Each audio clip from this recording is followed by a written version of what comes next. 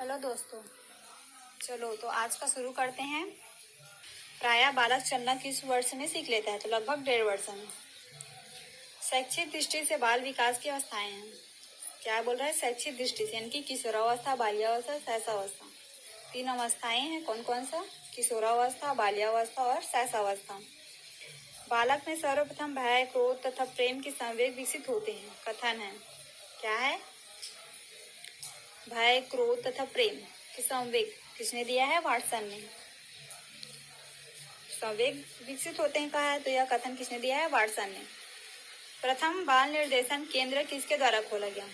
क्या बोल रहा है? प्रथम बाल निर्देशन केंद्र किसके द्वारा खोला गया? तो विलियम हिली।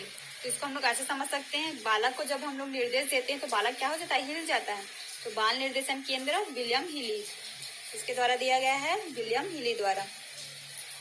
इसके बाद अगला क्वेश्चन है, किसकी क्रियाशीलता का संबंध मनुष्य की पाचन क्रिया से भी होता है? मनुष्य की क्या? पाचन क्रिया से। तो क्या है? अभिवृक्क ग्रंथि। अगला क्वेश्चन है, वातावरण वह बाहरी शक्ति है जो हमें प्रभावित करती है। किसने कहा है? किसने कहा है? रास ने। वातावरण वह बाहरी शक्ति है जो हमें प्रभावित करती है, रास। बुद्धि परीक्षण निर्माण के जन्मदाता है। बुद्धि के बारे में मैंने बताया था, तो बुद्धि को दिया था अल्फ्रेड वे ने।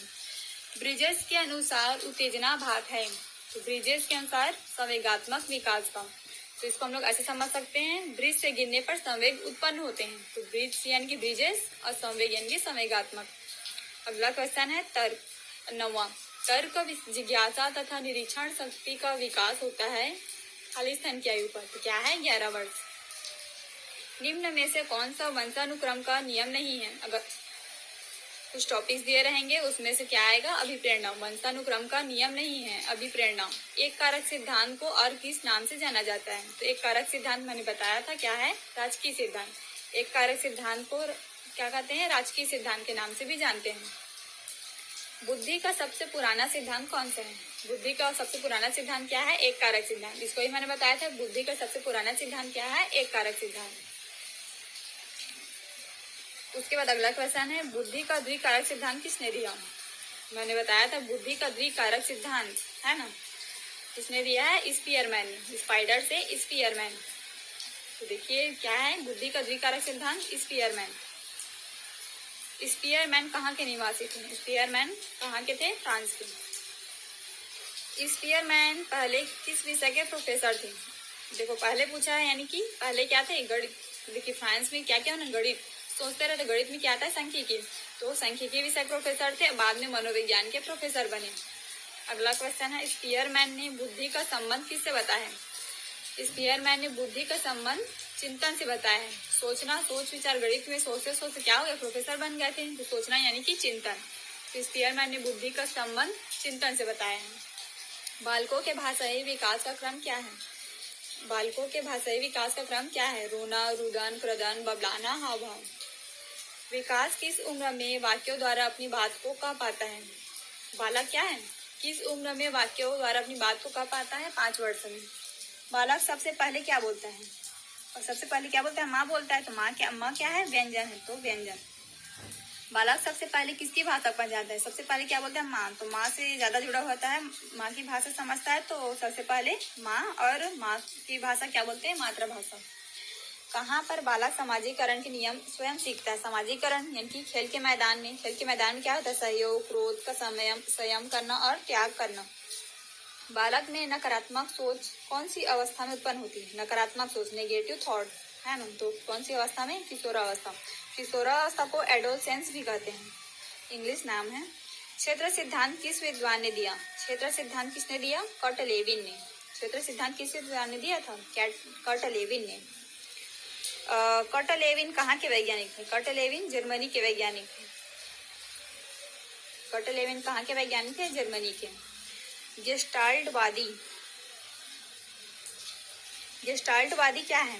जर्मनी के विद्वानों का समूह, है ना। गेस्टाल्टवादी क्या है? जर्मनी के विद्वानों का समूह, जिसमें कोहलर, कोफा लिख दिया है, कोपका और वर्दीमर।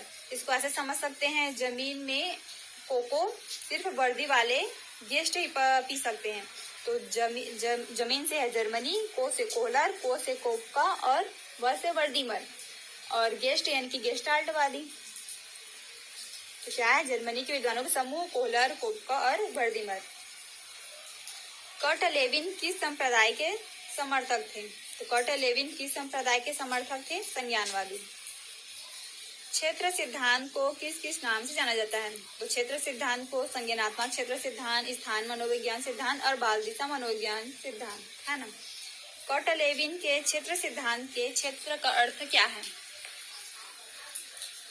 क्षेत्र सिद्धांत के क्षेत्र का अर्थ जीवन के विभिन्न क्षेत्रों से, जैसे शिक्षा का क्षेत्र, स्वास्थ्य क्षेत्र। तो जीवन में क्या होता है? एजुकेशन और मेडिकल में ज्यादा कमाई होती है, तो एजुकेशन, शिक्षा और स्वास्थ्य है मेडिकल, शिक्षा का क्षेत्र और स्वास्थ्य का क्षेत्र। अधिगम का श्रेणी क्रम सिद्धांत किसने दिया? रॉबर्ट गेने ने दिया। अधिगम का श्रेणी क्रम सिद्धांत किसने दिया? रॉबर्ट गेने ने दिया। अगला क्वेश्चन है, रॉबर्ट गेने किस संप्रदाय के समर्थक थे? तो किस संप्रदाय के समर्थक थे? संज्ञानवादी। संज्ञानवादी, तो इसको हम लोग ऐसे समझ सकते हैं,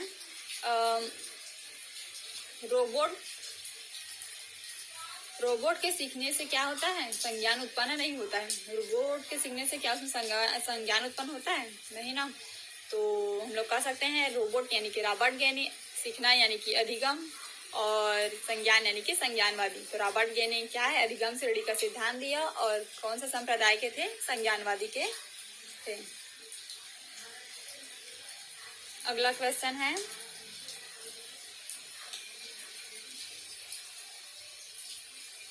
मानसिक आयु के माध्यम से बुद्धि को परिभाषित किसने किया? मानसिक आयु के माध्यम से बुद्धि को किसने परिभाषित किया? तो अल्फ्रेड बीने ने।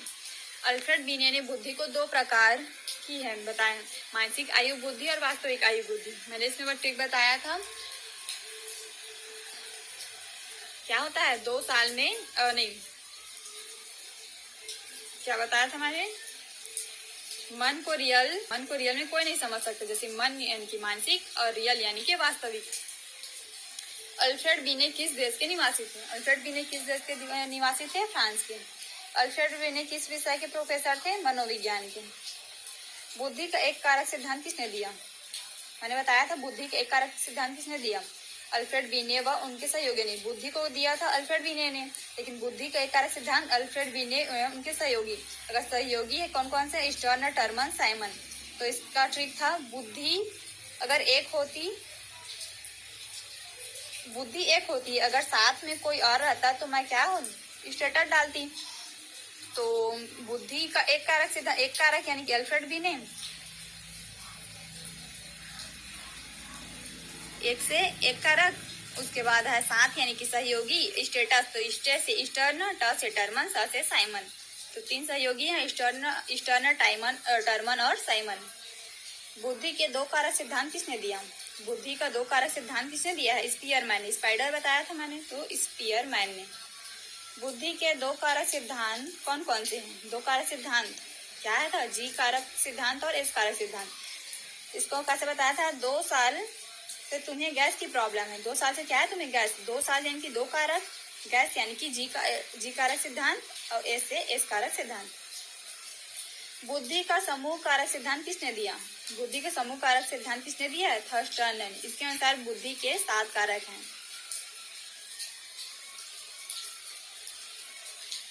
सारा में थर्ड पार्टी है ना। सारा यानी कि बहुत सारा, तो समूह कारक 1 से अधिक है ना, तो 1 से 7 कारक, और थर्ड यानी कि थर्स्टन ने दिया।